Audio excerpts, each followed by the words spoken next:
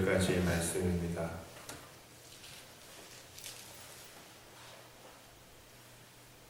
이 말씀을 제가 읽어드리도록 합니다.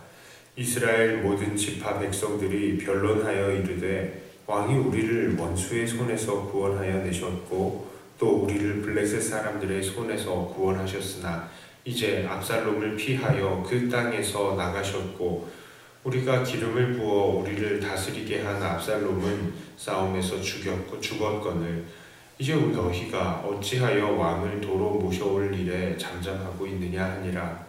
다윗 왕이 사독과 아비아달 두 제사장에게 소식을 전하여 이르되 너희는 유다 장로들에게 말하여 이르기를 왕의 말씀이 온 이스라엘이 왕을 왕궁으로 도로 모셔오자 하는 말이 왕께 들렸거늘 너희는 어찌하여 왕을 궁으로 모시는 일에 나중이 되느냐? 너희는 내 형제요 내 골육이거늘 너희는 어찌하여 왕을 도로 모셔오는 일에 나중이 되리오 하셨다 하고 너희는 또 아마사에게 이르기를 너는 내 고륙이 아니냐? 네가 요압을 이어서 항상 내 앞에서 지휘관이 되지 아니하면 하나님이 내게 벌 위에 벌을 내리시기를 바라노라 하셨다 하라 하여 모든 유다 사람들의 마음을 하나같이 기울게 하며 그들이 왕께 전가를 보내어 이르되 당신께서는 모든 부하들과 더불어 돌아오소서 한지라. 왕이 돌아와 요단에 이르매 유다 족속이 왕을 맞아 요단을 건너가게 하려고 길갈로 오니라. 아멘.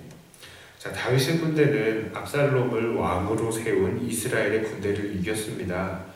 그런데 문제가 생겼습니다. 오늘 본문을 보니 이스라엘 사람들이 안절부절 못하고 있는 것이죠. 왜 그렇습니까? 온 이스라엘은 압살롬이 힘을 얻었을 때에는 그가 왕이 될 줄 알고 그에게 기름을 부어서 왕으로 세웠는데 이제 그는 죽어버렸고 이스라엘에는 다시 왕이 없는 상태가 되었기 때문입니다.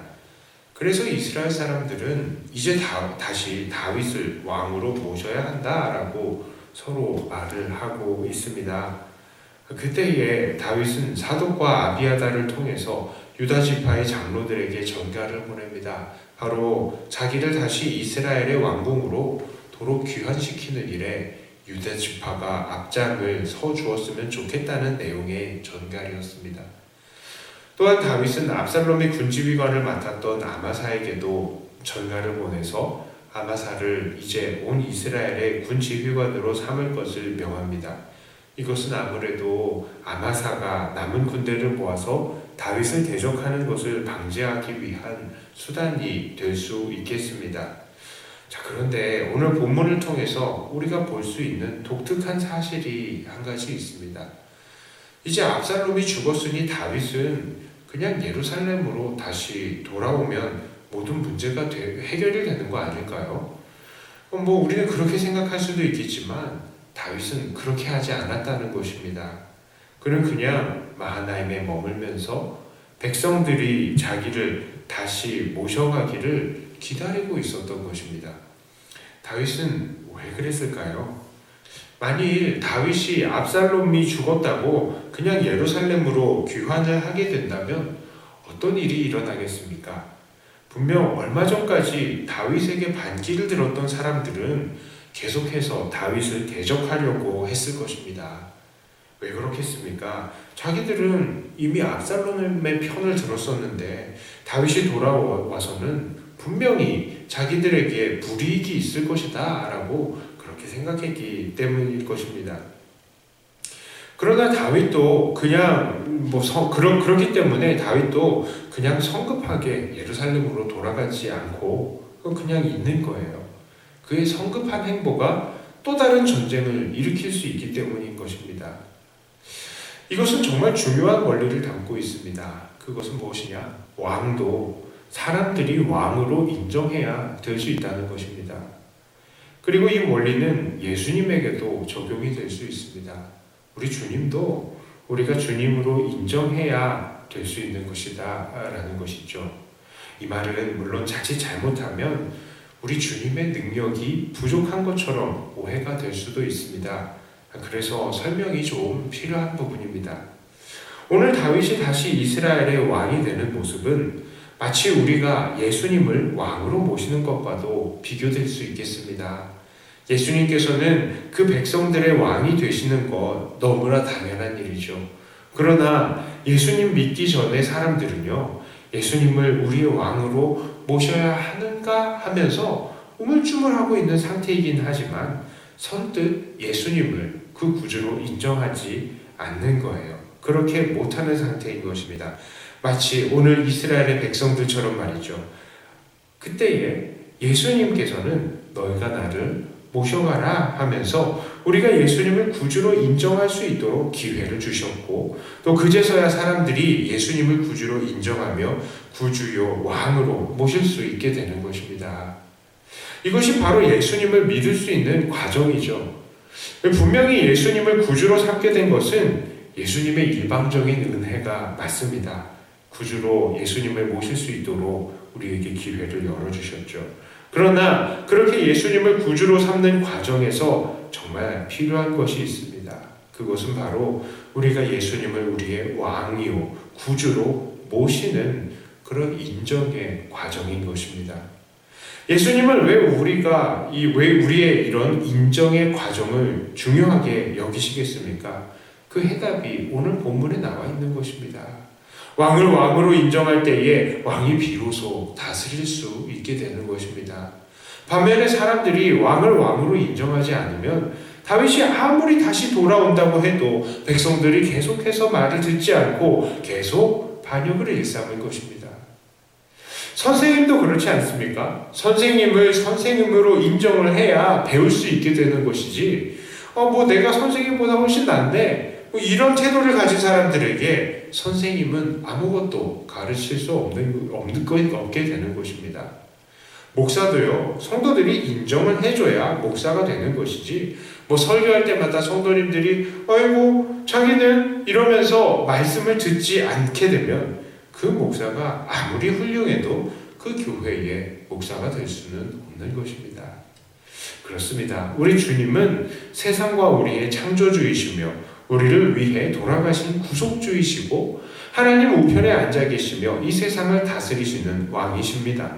그러나 이 주님이 아무리 뛰어나신 분이시다 할지라도 우리가 그 사실을 인정하지 않고 우리를 다스리시는 주인으로 받아들이지 않는다면 결국 주님의 통치가 우리에게 적용이 되어지지 않는 것입니다.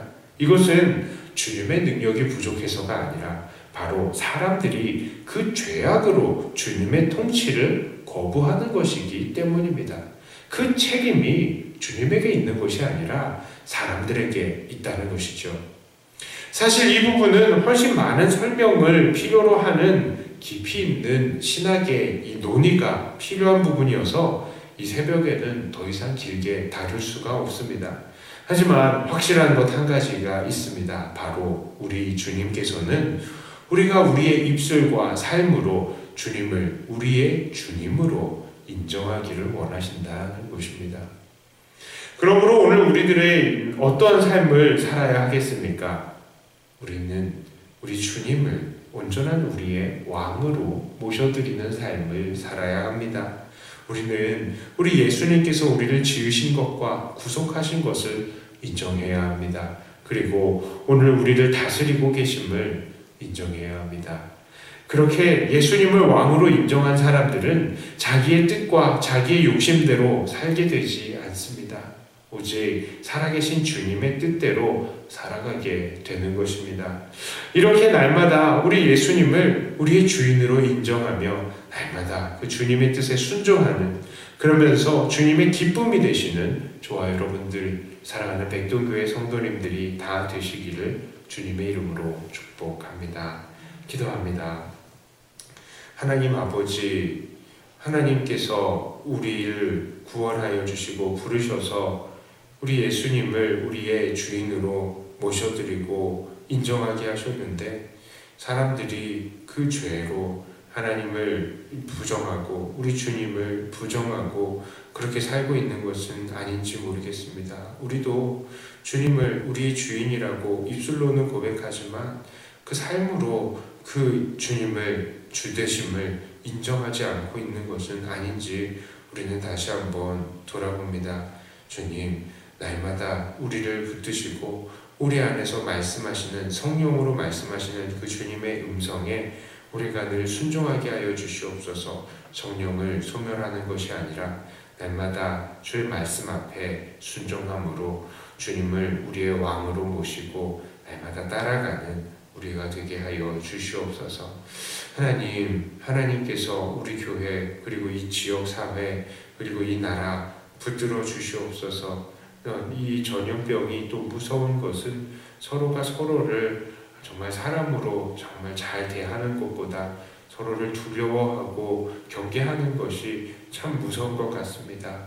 하나님, 서로를 존중하고 또 그들을 섬겨낼 수 있는 우리가 되게 하여 주시고, 특별히 우리는 이 죽음을 두려워하지 않는 천국의 백성이오니 하나님, 한 사람 한 사람들을 대할 때마다 사랑으로 대하고 섬기는, 여전히 섬김의 그 자세를 잃지 않는 우리들이 되게 하여 주시옵소서. 이 모든 사태들이 얼른 또 끝내실 수 있도록 하나님께서 붙드시고 하나님 앞장서서 수고하고 계시는 많은 사람들 하나님께서 영육간에 강건케 붙들어 주시며, 이것으로 경제적으로도 너무나 힘이 들고 있는데 하나님, 이 고통당하는, 이 물질적으로 고통당하는 그 모든 것들보다 갑절로 우리 하나님께서 갚아주시고 경기가 살아나고 세계가 다시 한번 하나님 안에서 웃어낼 수 있는 그런 은혜가 있게 하여 주시옵소서. 기도하는 모든 입술마다 하나님께서 은혜를 주시고 사모하는 심령에 하나님 만족함을 허락하여 주시옵소서. 감사를 드리며 우리 주 예수님 이름으로 기도드리옵나이다. 아멘.